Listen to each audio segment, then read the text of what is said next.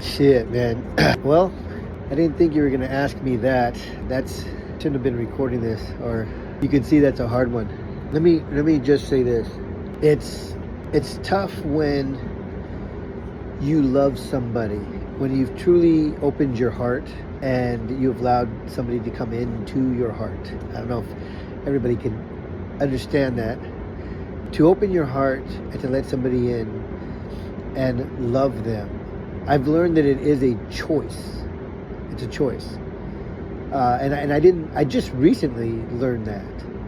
I was married for 32 years in the relationship with the same person, married later on, but 32 years.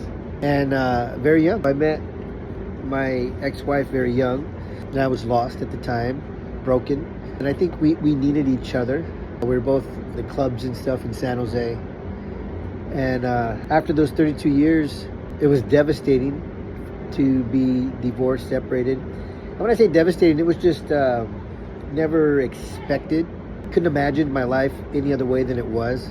And so I went into my next relationship knowing nothing about love. I don't know if that sounds right, because I loved my ex-wife, but we met very young, and like I said, we were both lost. We came together both, I think, just needing somebody in our life. And over time, we fell in love. But when I got in, after my separation, I've been separated now 3 years. After my separation, I got into a relationship, and I realized how scared of love I was. Just completely scared to get into a relationship, to be in love. Just from very young age, the boy and the man will appear. People know what that is. This is tough. This is a tough one. Love equaled pain for me from a very young age. From being taken and then abandoned by my father. My first love had another boyfriend at the time that I thought she was my girlfriend. But we were young, we were kids. There's nothing, whatever. But I didn't know. And little things kept happening like that throughout my life, where subconsciously love equaled pain for me. And when I got out of my marriage and started seeing this other woman, that's when I realized how hard it was to open my heart and to love somebody and to allow them to love me, right? You've heard hurt people hurt people. I was very, very broken, extremely broken, always healing. And one of the things we do when we're broken is we question love. Why does this person love me? Why? What do you mean you love me? This person told me she chose to love me, and I didn't understand it at the time. Chose to love me? What do you mean? If you choose to love me, then you can choose to not love me, right? That was what came to me, because I did everything I could to figure out why she didn't love me, or love is not real. I always questioned love and any aspect of it. I finally opened my heart and began to love this woman. But there was so much more involved than just love. And she used to say things like, well, love don't pay the bills, or love doesn't make this, or love doesn't do that. And I think I just grasped onto all that, because if you know anything about psychology or the subconscious mind, there are certain times and states that we're in of questioning when our subconscious mind will receive whatever is being said. When I was in the mode of questioning why somebody could love me, and my subconscious mind was open, seeking the answer, and she didn't realize that when she would say things like, well, love doesn't pay the bills, and love doesn't get this done or that done, and blah, blah, blah, she didn't realize it was going into my subconscious mind. And neither did I. Those things sank in. And what happened was, and this is for everybody to understand, you're very powerful. People are very powerful, especially when you get to a spiritual place in understanding who we are, one with the universe, creation of God, and we're one, and we can do all things. You got to understand the power of your words. Because I'll tell you something, this woman, incredible woman, wonderful woman, I'm not talking bad about her anyway, everything she said to me, this is going to happen, that's going to happen, this is going to happen, that's going to happen, it all happened, right? And that, let me see, that's vague. For example, she would say things like, well, if you do this, you're not going to like this. Or if we go here, you're going to have a great time. Or if we go here, you're going to have a bad time. I'm just trying to just give an example. And it would always happen, just as she said. You got to be you got to be aware of how powerful words are, especially when you're in seeking mode and you're growing and you're watching and you're learning and you're listening. That's what I've discovered. Seek and you shall find, right?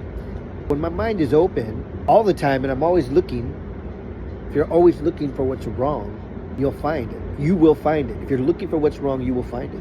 And I think that's what happened, is my subconscious mind was on alert, looking for reasons why love is pain, or this person really doesn't love me, or do I really love this person? Anytime something negative was stated, it would sink in. And it would almost be created, or it would be created, I should say. I don't even remember your original question. If it had to do with love and relationships, be aware of what you say, because it's powerful. I know that I've been in love, but I had to come to terms with, even though me and this person were in love, there were things that she wanted that were, I don't want to say just not going to happen, but expectations that I don't think are, I don't know how to say it. She wanted things from me that I couldn't do for her, and I don't think she'll be able to find. I guess the way I can look at it, or give you an example, is I see pictures of families sometimes, right? You see the mom, the dad, the husband, the wife, and the 3 kids, the 4 kids, the 2 kids, whatever it is, and they're taking family pictures, and they're having all this fun, and they're family vacations and all this stuff, and it's a wonderful thing. But I think what happens when we get to a certain age, our kids are grown, or you've been married and divorced, or whatever's going on, we see pictures and families like that, and we want that. We wish we had that. But it's very difficult to create that when we're a little bit older and we have 2 families coming together. I'm not saying it's impossible, but it's very difficult to have that same love and interaction and energy, I don't know, whatever you want to call it. Then you see with a family who gets married and builds a family together, builds a life together, builds a business together, whatever it is, building together, including the kids in the family. What a lot of lost people are looking for, and I don't mean that as an insult, I consider myself in the lost arena, but what a lot of people are looking for is that family portrait. Everybody's happy, and we go on vacation, and we do all these wonderful, fun things together, and joyous, and it's very difficult when you've been married, divorced, and there's other moms involved, other dads involved, the exes are involved. It's difficult to have that, but people want it, right? And not just women, but men and women, they want that family tie. But it's very difficult to have. And when somebody fights for that and it's not possible, it causes challenges. Family dynamics are an issue, right? I call it blueprint. I was raised a specific way, not better or worse than anybody else. You were raised a specific way, not better or worse than anybody else, but different, your own dynamic. So sometimes when you bring 2 dynamics together, especially when it involves kids and ex-husbands and ex-wives and all of that, it's very challenging. And if you don't recognize that, you're not able to look at each other's blueprint and be able to work through it and understand it. On top of all the today's society BS, right, with dating, I should say, then things just won't work. I had to realize that no matter what I did, it couldn't be enough. Money, no money, kids, no kids, whatever it was, couldn't be enough, because there was something this person wanted that would have needed to be created in the beginning of life, and relationship and marriage and children together and business and jobs together, building a life together. You can't just put 2 people together. I'm talking about older, my age, who have kids, raised, grown, the whole thing. You can't just put 2 people together and expect to have that whole family core value that people build over years and years. I don't see that happening. I think what it takes is 2 people to come together, truly understand each other, talk about it all in the beginning, stay away from trauma attractions, because that's very common. Work through, pray together, work together, if you have your own jobs, whatever, and build together without the expectation of, I want this and this is it or nothing. Because sometimes this is impossible. If this is reachable, then yeah, go after it. But if this is, I want to live like we've been married for 30 years and we have our own children together and we're so happy and we do everything for each other and nothing's off the table, then you have to build that from when you're young. You can't build it with grown kids, especially when they come from a different dynamic. So, I don't know, all of that to say love and relationships, why am I single, why am I not married, all those questions really comes down to finding the right person, understanding each other's blueprints, and in the beginning, really paying attention to, can this work? Because I see a lot of people that meet out at a nightclub or something like that, and they drinking and they're partying and they get into a relationship and they have all this incredible sex and party and all these things, and then when reality kicks in and you have to meet the kids and go back and forth between the kids, and there's exes who are causing problems on both sides and all these things going on, it's not a party, it's not a nightclub, it's life. Figure all that out first. And when you're okay by yourself, that's what I've learned, or am in process of learning, but get it. It's a big difference in being lonely and being alone. When you're okay with not having to have somebody in your life, then when you meet somebody, you can ask those questions. And if those questions aren't in alignment, nothing wrong with the other person. They're just not in alignment. If I meet somebody and they want to go to a party every night and drink every night, that's not for me. I realize that's not for me. I'm not interested. I'm not into drugs. I'm not into things like that. If I meet somebody and that's what they enjoy, great.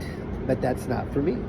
Right? Or if opposite, things I want to do. I like to go to the wineries. I like to have nice dinners. I like to be intimate. I'm not just talking about sex, but intimate. Enjoy each other. Hug. I like to hug and kiss and those types of things. I enjoy being a husband. At some point I want to be a husband. Do everything I can together as a partnership. If you're not interested in a partnership, then I'm not your guy. There's a lot of women out there like this with their hand out. Pay my bills. Pay my bills. Pay my kids' bills. All this types of stuff.